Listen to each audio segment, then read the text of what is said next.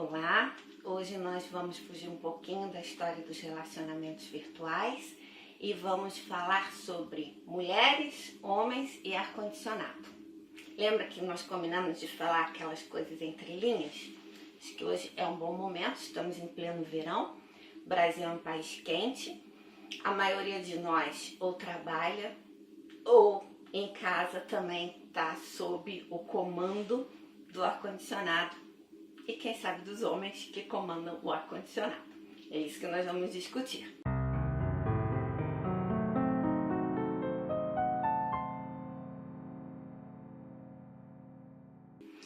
Então, primeiro ponto que nós temos que ver é que a nossa sensibilidade para frio é diferente da sensibilidade dos homens. Então, o que nós temos aí? Os homens vão colocar o ar-condicionado numa temperatura baixa e nós vamos estar sempre com frio.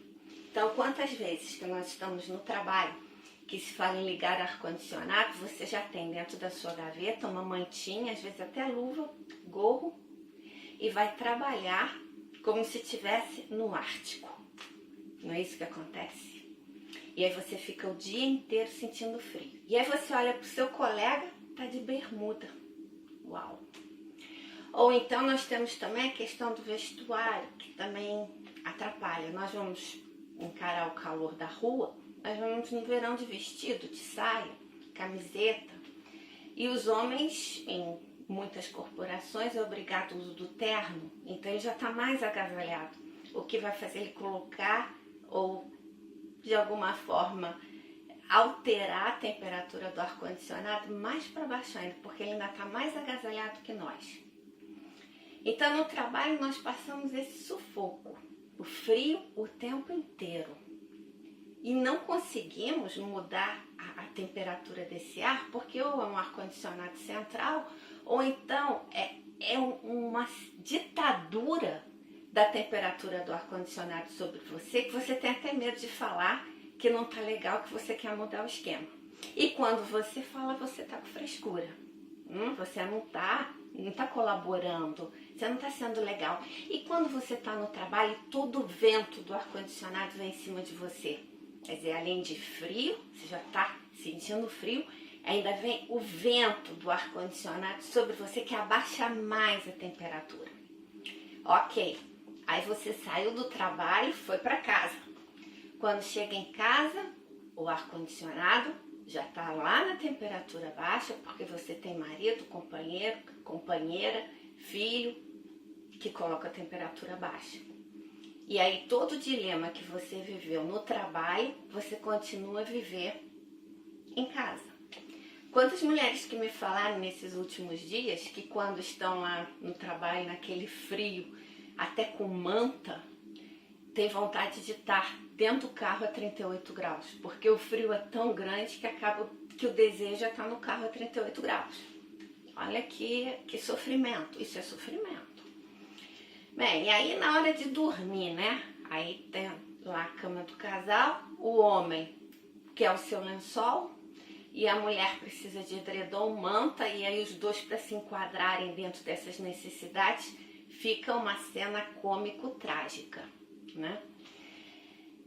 Gente, a gente tem um problema que pode ter uma tendência machista aí, e eu vou dizer por quê. Porque em 1960 começaram a calibrar o ar-condicionado das grandes empresas, todos numa temperatura só. E eles usaram 4 argumentos de calibragem do ar-condicionado. A primeira, a temperatura externa. A segunda, o traje masculino.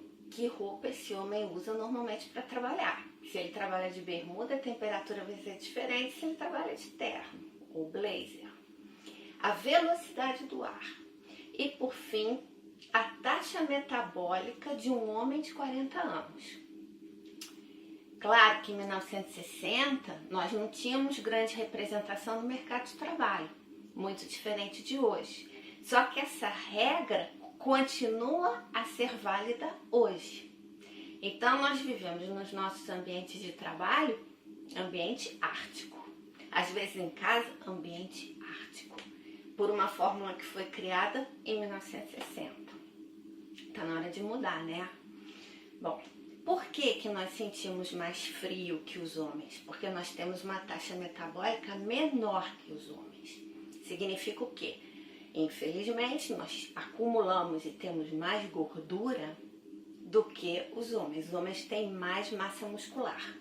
A massa muscular, ela produz mais calor. Por isso, você está gelada, você toca nele, ele está quente. Porque ele tem uma massa muscular que conduz a maior aquecimento. Nós não. Nós somos menores, então a nossa área de aquecimento também vai ser menor.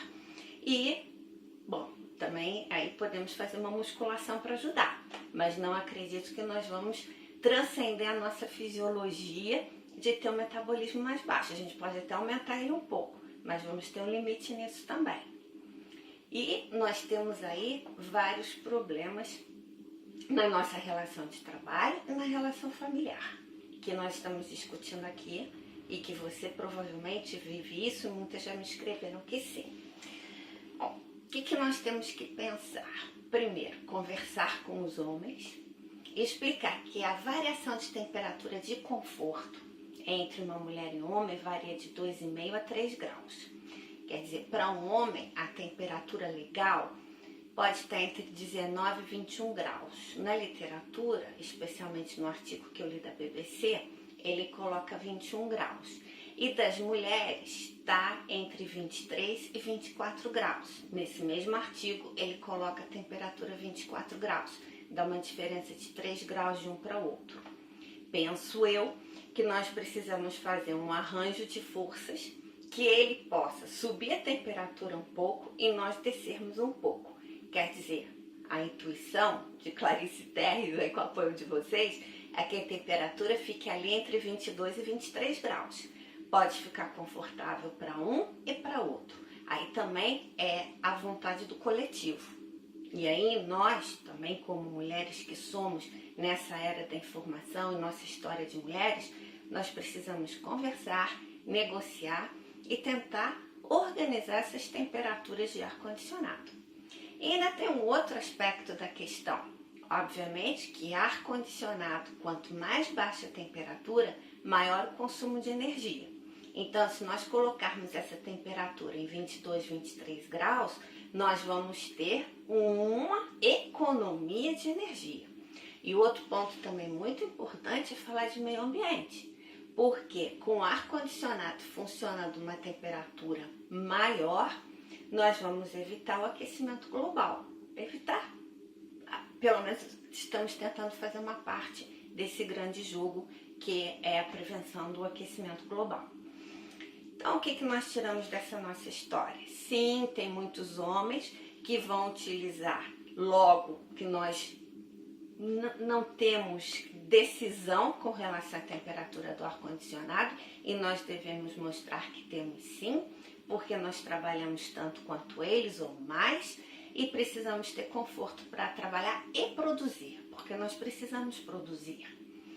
Então, vejo que a negociação é o ponto fundamental da história e vamos conduzir nossas vidas aí sem o terror ártico do ar-condicionado, mas mulheres, homens e ar-condicionado vivendo em harmonia.